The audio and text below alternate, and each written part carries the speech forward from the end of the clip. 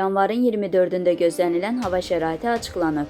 Milli Hidrometeorologiya Xidmətinin məlumatına əsasən Bakıda və Abşeron yarımadasında hava şəraitinin dəyişkən buludlu olacağı, arabir tutulacağı, əsasən yağmursuz keçəcəyi gözlənilir.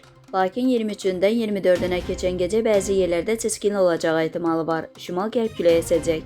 Havanın temperaturu gecə 1-3 dərəcə, gündüz 5-10 dərəcə isti olacaq. Atmosfer təzyiqi 759 mm civə sütunundan 764 mm civə sütununa yüksələcək. Nisbi rütubət gecə 80-85%, gündüz 65-70% təşkil edəcək.